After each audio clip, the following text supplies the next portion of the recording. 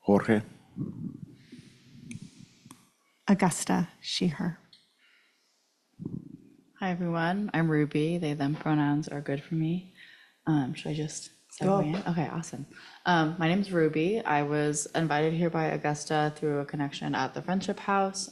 If you're not aware, Friendship House is in like the Northern Mission. It's near the 16th Mission Street BART. It is a substance abuse treatment center, or like a residential treatment center. For Native Americans, it is culturally centered care. I work there. I do some direct client care stuff, which is mostly comes up in like case management, kind of like social work things. And then I also work with the village team, which is this initiative to put up a new building for us. And I do some like grant writing for them. And then I also do some project management and planning for a ceremonial space that we're going to hopefully be opening up next year. But that's my role there and how we got connected. And then, yeah, I was just invited to kind of like lead some short conversations. I'm going to leave partway through today because I've had a little bit of a long day. So I'm going to leave around like just whatever time it ends up being before the second meditation. But yeah, that's pretty much it. We have that 3-minute Friendship House video. Would you like that to be Yeah. shared? Yeah, we could do like It's the, about if you want. yeah, we could do that now. Just while, yeah, Friendship House is fresh on everyone's mind and you guys can get an idea of what my work is like.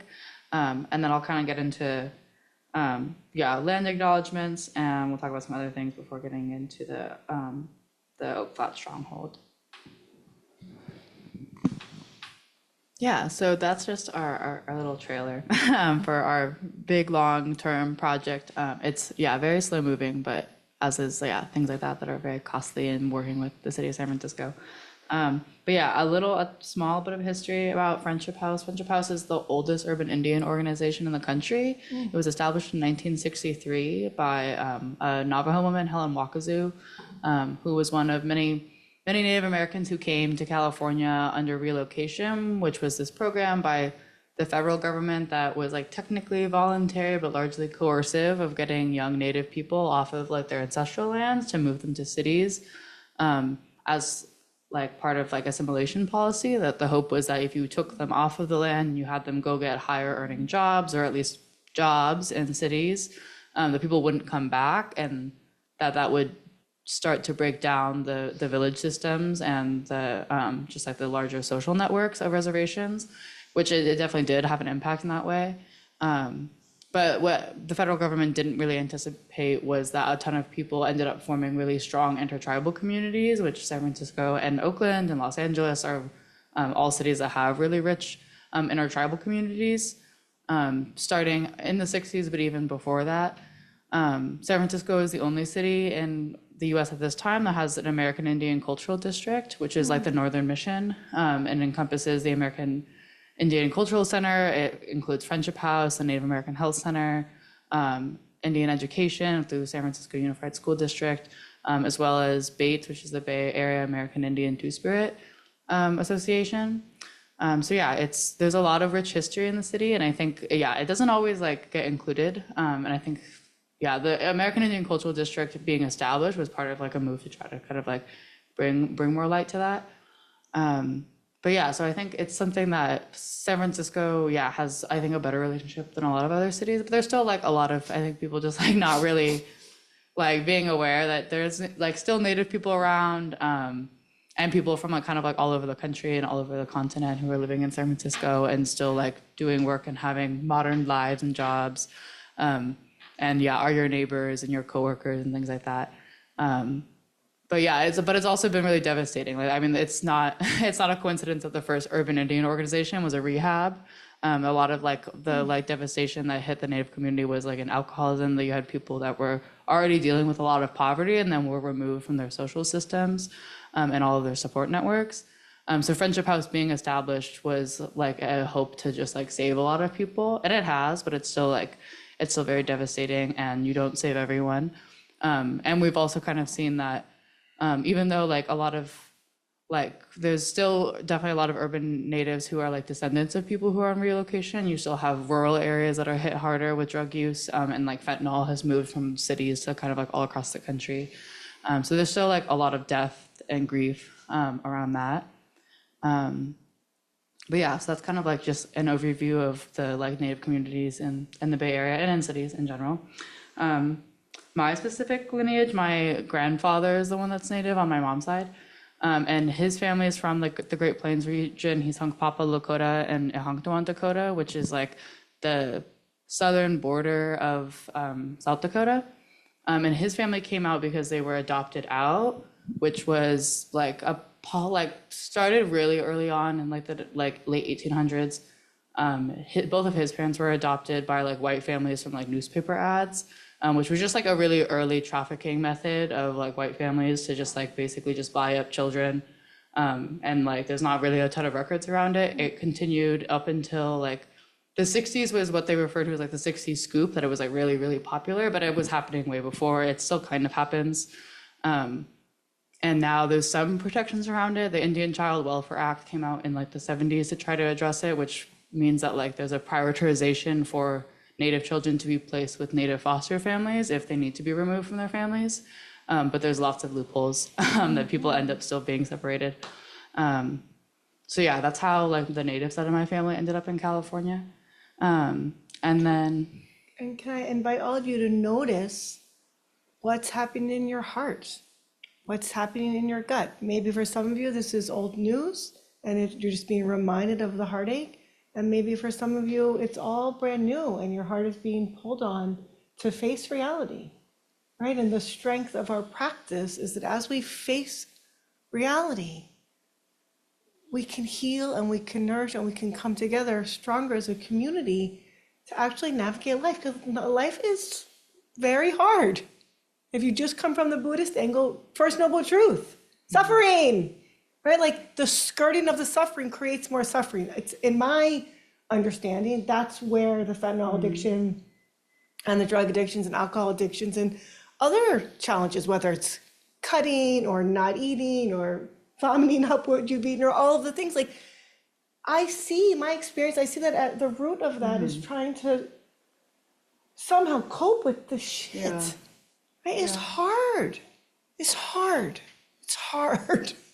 And 2025, and long before now, there's all this messaging, oh, it's your fault if you're suffering, right? If you just buy this thing, or if you just look this way, or whatever, it's in such a crock. So tending to your heart and to your gut and strengthening your ability to actually meet this moment. And from that, wisdom can emerge, skillfulness can emerge. We're not like, we're not pushing it down or running away, or it's like, oh, not trying to numb ourselves, really, oh, reality. Reality. And then when we do that, when we face reality, then when there's something beautiful like the sky this morning, it's like, oh, there's room for it. But as we push things down and away, we miss the gorgeous stuff too, right? We have no capacity. You don't get to choose. You know, you think, oh, I'm just not gonna, whatever, then you miss it all. I do that with my phone all the time. I like, just turn my phone off. I don't want to deal with everything. And then I miss the call from my aunt, you know? It's like, oh, right. Thank you. Thank you for that. That like recentering, that's very helpful. And I guess, and like tying it also to, I like didn't grow up with like a lot of like Buddhist tradition around. My dad's side is part Chinese also, and they were like culturally Buddhist, but not like super practicing. I like often joke that they're like Buddhist in the same way that like my Irish grandmother was Catholic. Like she would go like to church when she felt bad, but like it was not like a big presence in my life. But I met someone earlier this year who it was really like a pretty big coincidence. I was at like kind of a training in upstate New York. And the person who was like the program director for that had befriended one of the neighbors, and that was part of how they ended up in the town they were in Grafton, New York. And one of the days we went for morning prayer, and it's the Grafton Peace Pagoda, which is in like upstate New York outside of Albany by like 45 minutes. But the woman who's there, she's a Buddhist nun. She's, I think, in like her early 80s now, but she came to the US when she was, I want to say like 19. And she came to join the American Indian movement in the longest walk from San Francisco to DC. This was like in, I think, probably like 1972. And it was like a protest walk and a march for the like protection of religious rights for Native Americans, because up until 1973, it was illegal for Native Americans to practice like any sort of religious practice publicly. And like enforcement could definitely vary, but there was like large swaths of time where like children were not allowed to dance or languages were not allowed to share. You couldn't like use certain herbs in public. It was like really highly criminalized. And she came to the US, she heard about it, was interested in it, and came as like really early on in her like journey, and did that walk from San Francisco to DC. And she ended up building community with so the people she was on the walk with who worked to get her like a little bit of land to live on in the United States, which was in upstate New York. And she spent like, I mean, she's still there. She's there, and they built out a temple and a pagoda. But she was sharing that like the first few years she was there, she was in a shed, there was no heat, there was no like fireplace or anything, and she just like slept there. And they built out this really beautiful place just with volunteers, like not with any solicitation of money or even like of asking for labor, but just people who came by and were like, what are you doing here? Like, what are you working on? And she would just invite people to help. But she was like a really beautiful person to meet, to find kind of like, I think that intersection of spiritual communities that are like outside of the Americas that find solidarity with Indigenous movements here. And she comes to the San Francisco every year for the sunrise ceremony that happens on Thanksgiving. And she does a prayer there. Her name is June-san. And she's very sweet and very funny, and was very generous, and like invited us into her temple, and just like she moved the morning prayer for us, because I was at like a farm training, and she was like, I know you guys are tired, so I won't do the prayer at 5 a.m. We can do it at 7 instead. But yeah, I think it's like an interesting I think this year I've been trying to figure out like, where do we find intersections of spirituality that can move in radical movements, and understanding that a lot of like our like pre-colonial understandings of like what is right and like what is the best way to move in the world, and what is the way that makes sense are aligned with deconstructing the empires that are all around us. Yes. So I just wanted to name that, if you guys live in San Francisco and are planning on attending sunrise ceremony on Thanksgiving, June is the one who does like the Buddhist prayer there, and she's very sweet and awesome. I can say for myself, I have this one. Okay. I wish I could have a stand on both sides, but there was already this feeling of like lack of equity because of the difference in the microphones. So it infuses everything. Yeah. It infuses everything. And it was already here. I was like, it's fine. It's fine. But I've wondered how, I mean, as soon as the word started rising in my mind, like how to be of service, there's already an othering, right? There's already something that happens. I did go some years ago now to the sunrise ceremony, and I remember feeling so clearly, like, what am I doing here? Like, I do not belong here. This is not my place. I shouldn't be here. So that was a strong feeling. So I haven't gone back, and it's hard to know what is appropriate and where is a welcome for people who are outside, not of that culture. And in the Pacific Northwest, there's a museum with Salish Squamish people, and I felt like having a place that was created by the Native people for education for everyone to increase awareness. I was so grateful for that it wasn't someone who had gone in and stolen the property and then was like showing it off somewhere. And so I'm grateful to have had that experience and that opportunity, and have learned more and more over the years of a little bit more reality, like you were sharing with us.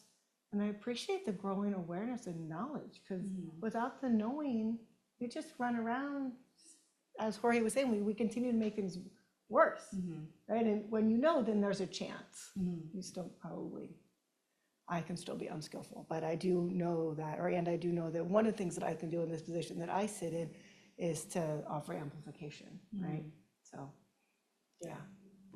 Yeah, I think that's a really important piece. I always say, like, I think sometimes, like, especially in the last few years, I feel like this didn't happen like 5 years ago, but sometimes like I meet people and they don't know me very well, but they learn a little bit about me, and then they're like, oh, I want to talk to you about how I can do this thing or that thing, or how I can work better with Indigenous people. And like how to get involved in organizing, and I'm like, we just met, like I don't like whatever, and also that I don't have all the answers, and no individual person is gonna have all the answers, and I'm like, and usually it's just pointing towards like there's some orgs you can volunteer with, or if you have extra income you can give your money to them, or but the biggest thing really I think is, and with I think most kinds of solidarity, it's moving with a lot of humility and understanding that like if you truly like want to like get to know a struggle or a people, it takes a lot of time, and I'm like in that position as well, you know, this goes in like many different directions. I think for me, like in the last like few years, I've like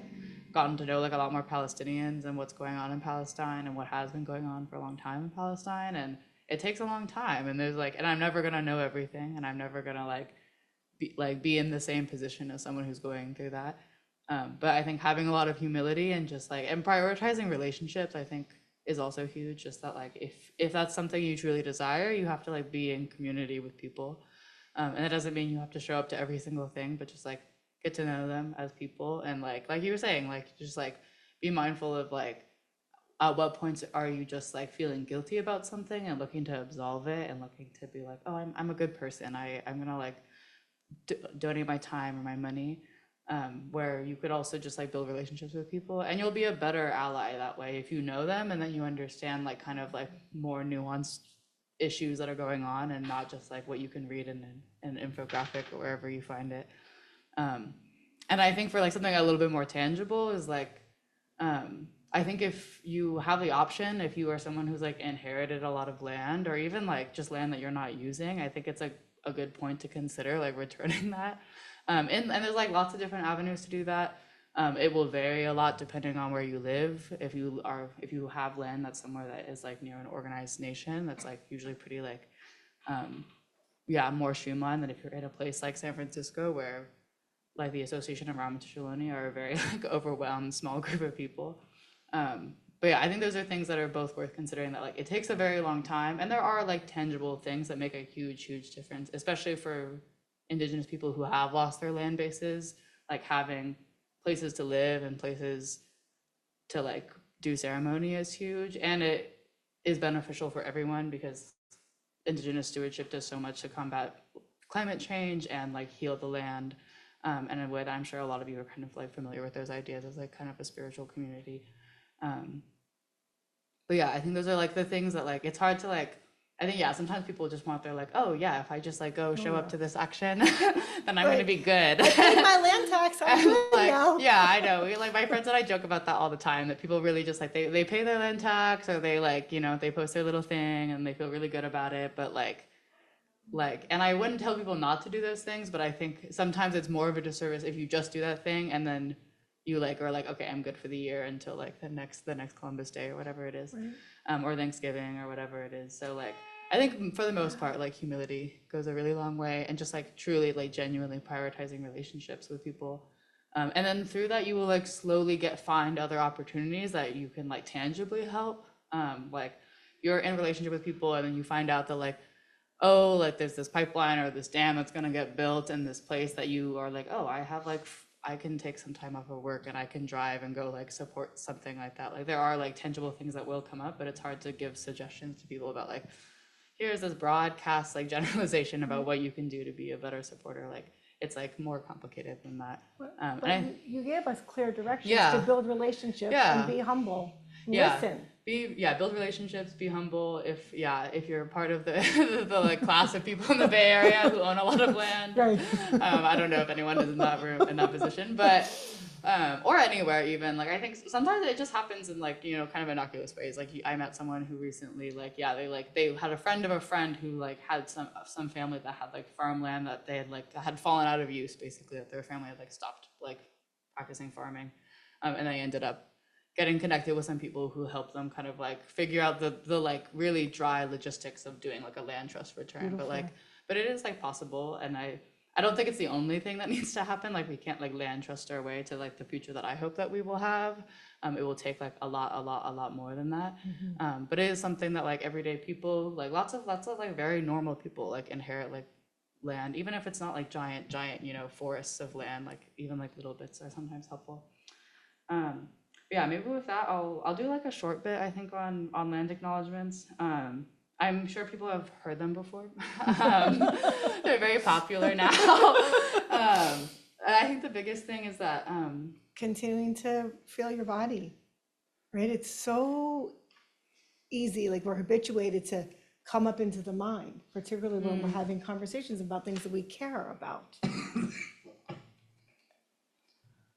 And humans that we care about.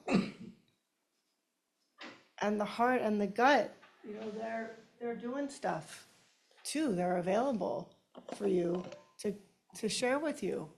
That there's information in here. When we ground down into that, we can metabolize and move from source or from presence instead of gone, right? Just like we lose ourselves. Thank you. yeah. Yeah, I have some notes from the Association of Ramatish Ohlone. Yeah, I like work with some of the people who work with them. They're great. They have a lot of really wide ranging cool projects they do, including like they have a land trust. They also have things that are kind of more in between like a land trust and like not a land trust. They have stuff where they do like stewardship with the city and things. And if you ever go on their website, they have like a really rich like reading list of stuff. If you're just like curious, they've like put a lot of really great like information. One of their like board members is like a professor. He's like a great academic, and so he just puts like a lot out, which is really helpful. But one of the things that they do that Who is that? The name? Jonathan Cordero. Oh, Association of Ramatish Ohlone. So yeah, that's actually a great Julie will put it in the chat, which helps on Zoom. Yeah, And I'll so, send a follow-up email. It'll include lots of links. Yeah.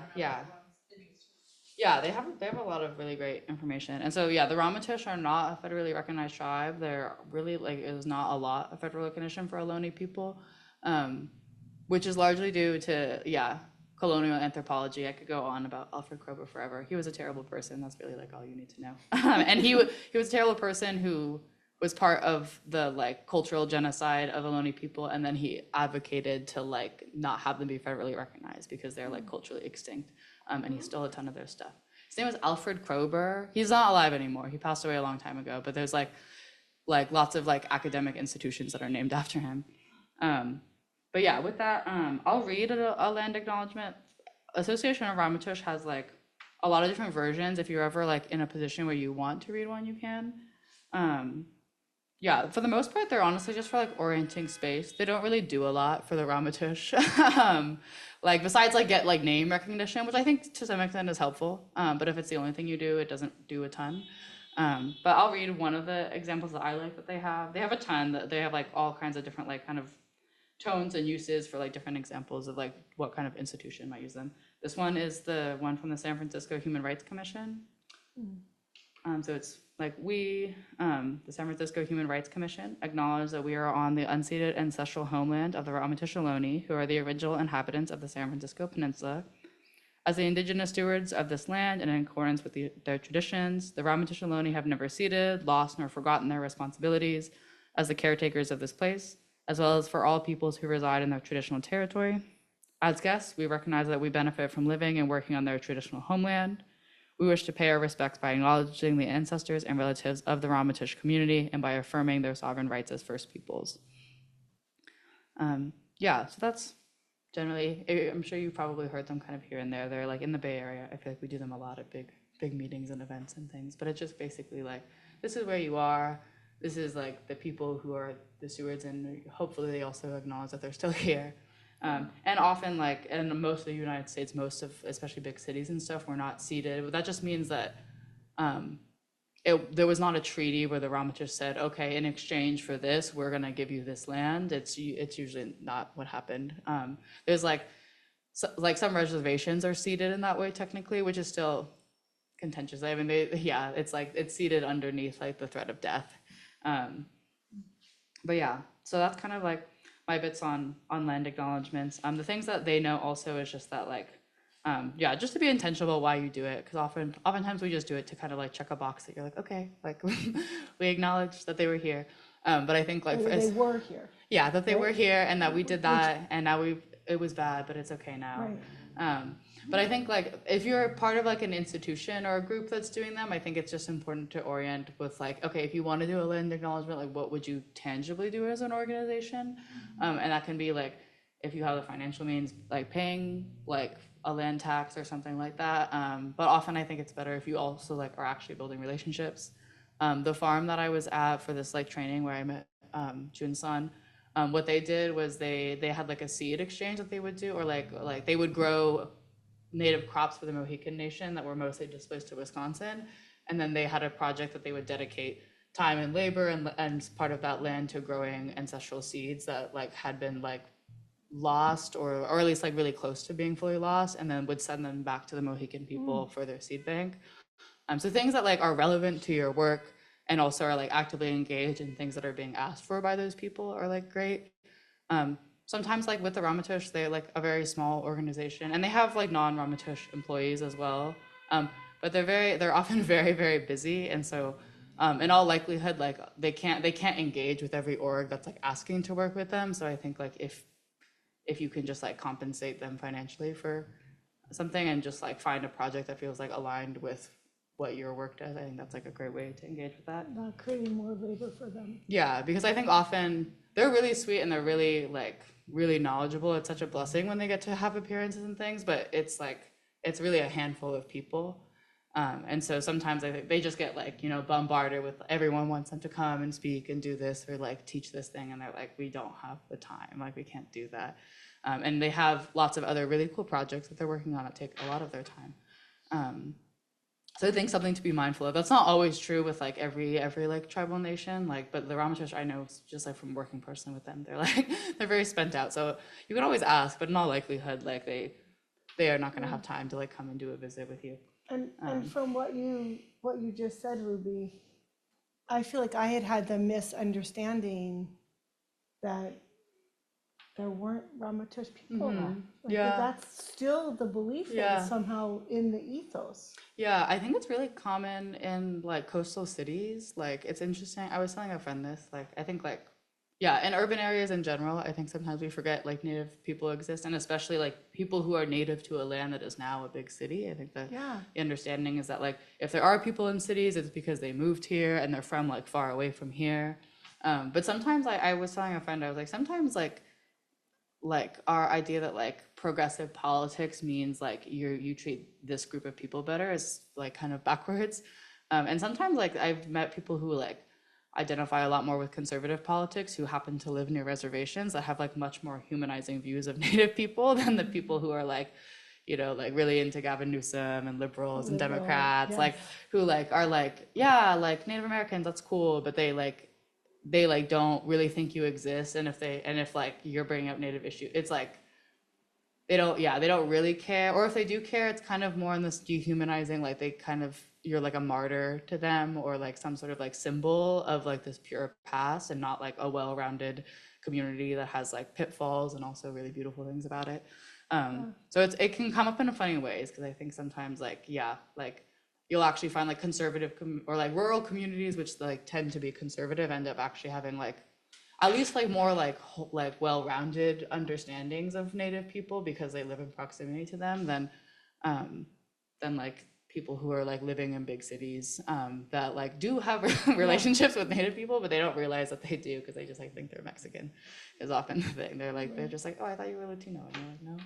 No, or Filipino, or like whatever, or white, or like any of those things, because the assumption is it's not there, which it makes like a lot of the like violence and a lot of the disparity that Native people face so much like more prevalent, because they get like they're not tracked by people in a more casual way, and then also that like the way that even like the government formally tracks Native people is very different, because like who counts as Native is like a big contentious thing, and like who's considered like Native enough to be put on the census and be recorded and had resources allocated to them. And it's the interest of the federal government for, at least on paper, Native people to disappear, because they have an obligation to them. So the more people that they can say like no, like that's not you, enough blood. Versus like the way that we treat like Black Americans is the absolute opposite, because it has been historically advantageous for there to be like a maximum amount of people who are considered Black for the United States because of like forced labor. Persecute them. So I think it's like an interesting thing to keep in mind when you look at like how how like contradictory and just like nonsensical like oppressive systems can be, and you're like, why would this be the rule for this group and in the other group it's backwards, and it's really just in the interest of money and Keeping capital. the people on top. Yeah. Yeah. But yeah, maybe with that we could watch. Do you had the video on like a Oak Flat? I think that would be Yes. like a good segue. Great. So Julie will pull up the video on Oak Flat. Part of the aspiration today in our honoring and lifting up of Indigenous Peoples Day is to echo the call of the people of Oak Flat. It's about 60 miles east of Phoenix, beautiful place, which is a coming of age ceremony for women that this government, the people in charge of this land these days with all of the power, are selling this land to a multinational mining company because they found that there was copper underneath it. And it's maybe, I heard today 20 years. I hadn't heard that number until today, so I'm not sure. But many years of people in litigation with the US government so that this doesn't happen. And yet another round has occurred. And I don't know if there's another pause in place. I'm getting conflicting information. But last week I was told that tomorrow is actually the day for the handing over of the land. And then I read something today that made me think maybe that's not the case. And there's been a little bit more of a pause. But part of our hope today is to hold the Apache people in, and specifically the Apache people of this region, which we'll learn about more in a minute, in our hearts and minds, and with prayers and wishes and hopes, so that not yet another atrocity is committed for money and greed.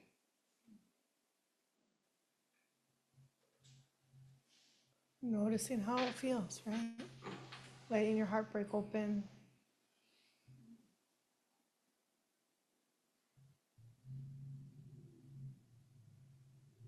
And tuning to yourself.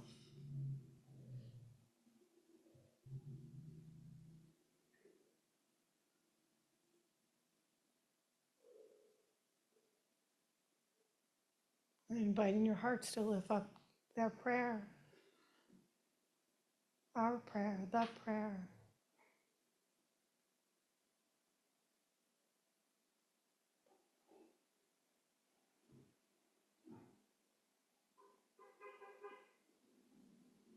And prayer for respect for land, respect for people, respect for plants and animals.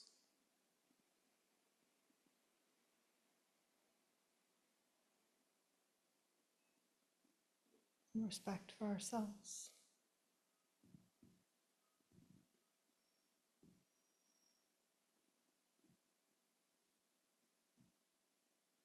Just maybe 5 minutes of silence to feel it and give us some bells worry.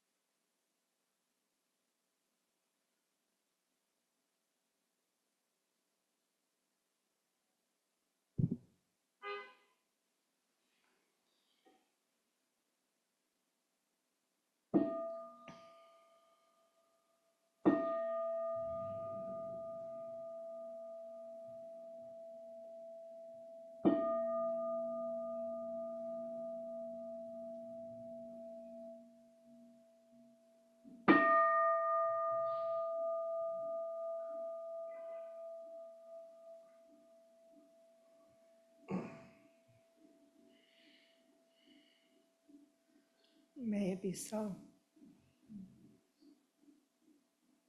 Thank you so much for everything. Yeah.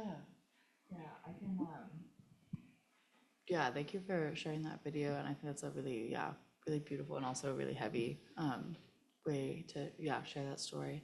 I'll add just, if anyone's interested in kind of like, learning more about similar land struggles, there's a writer I recommend to a lot of people, Clee Benally. He's Dene, but he did a lot of work with the San Francisco peaks and trying to get those protected from the city of Flagstaff and the state of New Mexico that were being desecrated for the sake of a ski resort, which was really ridiculous. So that was a successful effort. No, that one, No. it was many years and then it ended up like just still being desecrated. But he writes a lot about, doing that kind of work and the imperative of protection of land as like a spiritual imperative, and the role that Indigenous people have in like land defense, and ultimately in like fighting climate disaster and empire.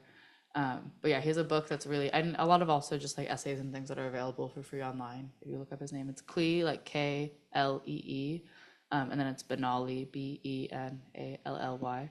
But his book, if you search it, it's just called No Spiritual Surrender, Indigenous Anarchy in Defense of the Sacred. He's like a very well-written like anarchist and community organizer. He's done a lot of really like very involved work, and then also just is good at writing about it. Clee Benally. Can yeah. you repeat the name of the book? I think It's No Spiritual Surrender, Indigenous Anarchy in Defense of the Sacred. But like the main title is just No Spiritual Surrender. But it's really great. He also has lots of essays online. And he's like pretty, like I would say like definitely very, very, very far left, if you're not comfortable with that.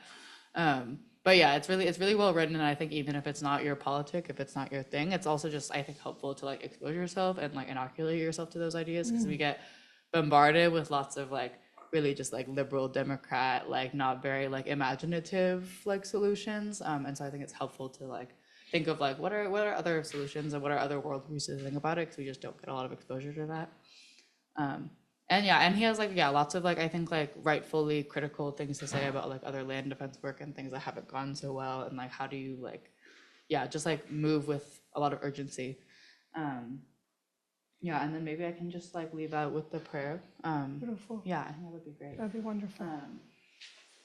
But and I'd then, be happy for you to stay until 7, and I'm wanting to really Yeah. to support you to take care of yourself. No, it's been lovely. Thank you again for having me. It's been sweet to kind of like intersect this way. I appreciate it. But they when we were kind of planning out this night, there was like a suggested kind of like agenda, and it included this prayer, which I would love to kind of share. I can just read it aloud. And this was provided by, I believe, the same organization that provided the video, which was like really enriching. Okay. Our prayers have power in the material world. We gather in prayer today to continue to weave the web of protection around Oak Flat. Merging the spiritual with the legal and judicial, we pray for protection for the coyotes and the manzanita berries and the ones who will have their sunrise ceremony. We pray for Grandmother Oak. Joining with other prayers is a significant action to do in this moment. We light a candle to merge our prayers with the prayers, religious or not, around the world in protection and support for Oak Flat. Who are the Indigenous people of your land? How is the land sacred to Indigenous people? Which places are known to be sacred? What is your connection to the land you live on? How do you understand the land as sacred from your tradition? How do you see connection between the Apache strongholds' prayers for their sacred land and Indigenous land recovery and sovereignty where you live? How can you pray for your community in a way that honors all land as sacred? What can you do to honor the land where you are, to weave your prayers with the Apache stronghold and their sacred lands?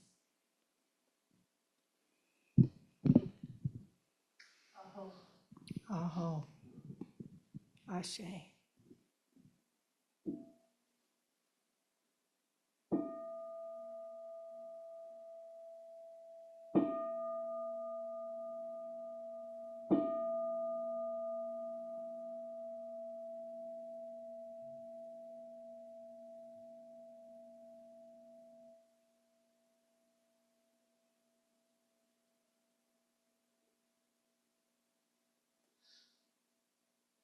Thank you so much, Ruby. Thank you so much again for having me. Do you mind if I take this with me? Take it. Awesome. Thank you. And how was the rest of your evening? Have a good rest. Yeah. Were you on Alcatraz? What was that? Were you on Alcatraz? Yes, I was. I was on Alcatraz this morning, which is why I'm cold. Yeah. But it was good. It was really good. If you are ever invited, I would definitely encourage you to go. It's a very My friend was. yeah, good. And did you hear the clear, if you're ever invited? Yeah. I It's- encourage you. yeah. It's a, yeah. Yeah, it's yeah, it's technically an open invitation. I think you can like anyone can buy a ticket. I think it's nice if you have someone that you can go with, and just for the sake of it's nice to like go to things that you're in a relationship with people, especially something that's kind of sensitive. It's not like a private event by any means, but I think I only started going in like 2019, but you can definitely see how things have changed. And sometimes people, I think. The nice thing about an invitation is it instills some intention into it. And I think sometimes people go because they're just like, oh, I heard about this thing. And this seems like a thing that will make me feel good about what I'm doing. We like always joke when I go to the one in November and Thanksgiving, there's like a lot more people there because I think there's just like a lot more guilt associated with that holiday. So I think the reason why I say like if you're invited, you don't technically need one, but I think it's a good way to just like know that you're like in community with people there. And that you're like there in a good way. You're like allowed to go if you're not invited. But like, that's just my suggestion is that if you know someone who was like, you want to come with me to this? And it's like also kind of an overwhelming place to be if you don't know anyone, also just for your own personal comfort. It's like cold and there's a lot of things going on. It's nice to be with someone who kind of is like, this is the part where this happens.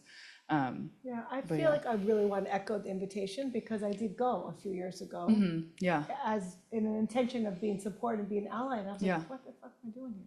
yeah. It was no. So Yeah. it was, yeah.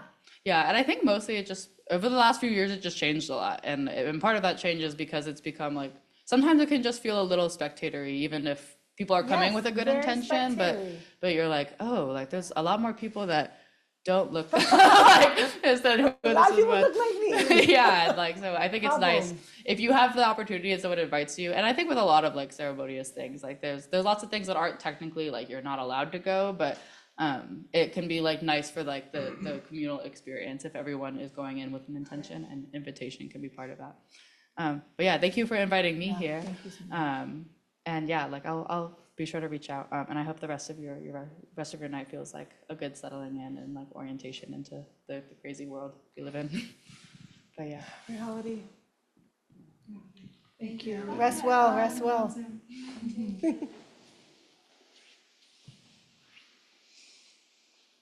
So we have maybe 10 minutes or so to just go around and share briefly again, because the mic is here, and we'll start with Rosie. And, what's alive and what are you leaving here with? What's been touched, or what's an aspiration, or even whatever feels alive to share, practicing to tune into your own heart and your own gut. Maybe Julie can put those questions up on the screen. I made a slide last minute after the prayer with the question marks that Ruby just offered that we received from the Apache stronghold. And, we need to end promptly so that the next people have use of the space, so succinct, but whatever is alive in your heart so that we can feel our communal energy. Yeah, so name and anything that wants to come up, and passing is always welcome. I love that as we all drop in and are here together with presence, with awareness, we can hold the vast range of experience that's happening everywhere, right? I often come back to the state of this country, the not United States, and the divisiveness that is here, and our inability to listen to one another, and our inability to listen to ourselves, and this delusion that someone knows. It's like, really? Hi, listen, open, grow, be here. Oh, imagine that. Well, and then this new thing emerges. Can I ask you a question? Please, So I know you practice with Plum. yes. So Thich Nhat Hanh was in the middle of the Vietnam War, That's correct. and which I don't know, maybe is similar to our times today, but not really, but different. But he carried himself with compassion and kindness the whole way to help people, right? Yes. Do you find, what would Thich Nhat Hanh say? Well, one of the clear messages from him on those lines was to not take sides. You know, the war is bad. The war is harmful. It just hurts people. That's all that it does. And the reason he was exiled from Vietnam, from his homeland, was because he would not take sides with the North or the South. He was traveling and bringing it, just as you named, right? To be kind to people, right? To offer of what you have to offer. What maybe it's just presence, right? Maybe there's means to bring something physical. Maybe it's just presence to another human being who you see is suffering. And he created a network of people, and I need to wrap up because I see the time, but a community of people, the School of Youth for Social Services, and they went to villages where bombing had occurred or other atrocities were occurring without regard to who it was who was suffering. Oh, there's a human being, or there's an animal, or there's land here that's suffering. I can bring presence and I can tend to it. And so that inspires me to say, you go where you're called, where you have the energy. As Oscar was saying, to find my voice and my strength and to be of service in that way, I feel like that's very much my journey right now. It's like, where's the particular mashup that is Augusta Hopkins of most service, of most use? And I don't know, it's emergent because we're always changing. But Ty would definitely say, be of service. Don't take sides. One of the lines from him that continues on in the trainings from the Plum Village community of engaged Buddhism is that, I have to paraphrase. I have to listen to those bells and then I'm going to really close. So just feeling your heart, mind, body, gut, meeting what's here now.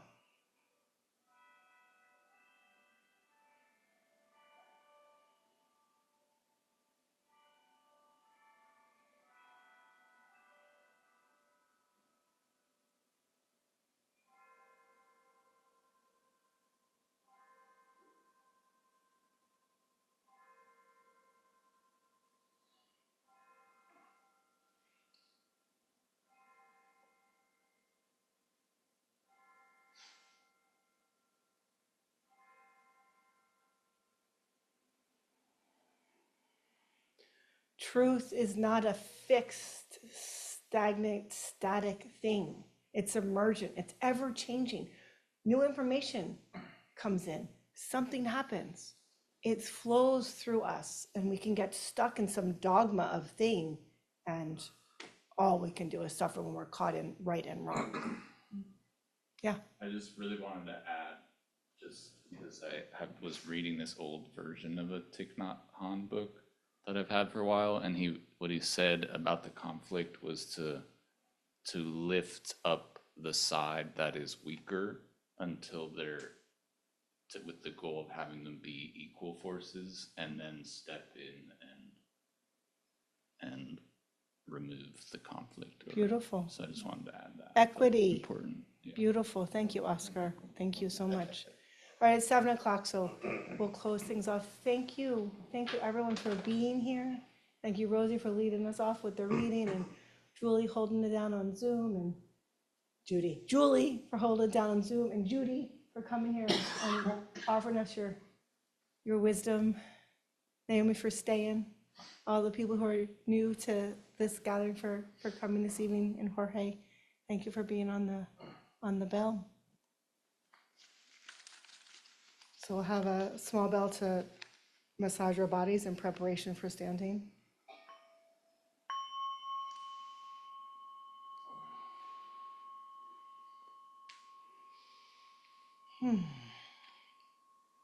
And after we close ourselves out, I'd like to try something new, which is to restore the space in silence. I think we might get some words from Jimmy or Jorge for guidance, but I think that as we restore the space in silence, it can help us be with ourselves more fully and feel our bodies moving, and then we can enjoy conversation in the lobby. Annabelle, to stand.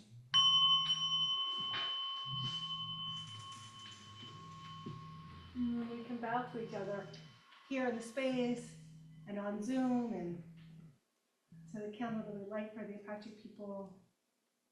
And most of all, bowing to community, to Sangha in gratitude.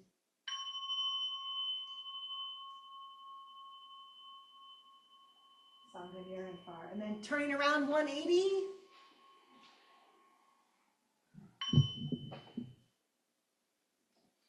May the fruits of our practice, benefit all beings, particularly those of the Apache and the oppressed everywhere.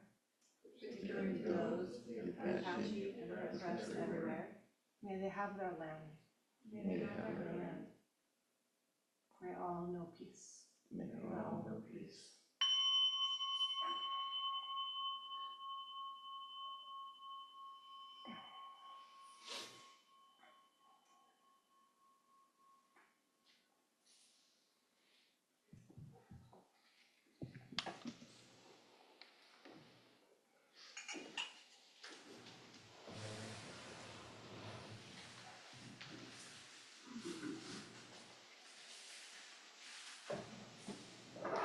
Jimmy, do you want to make an announcement for the space?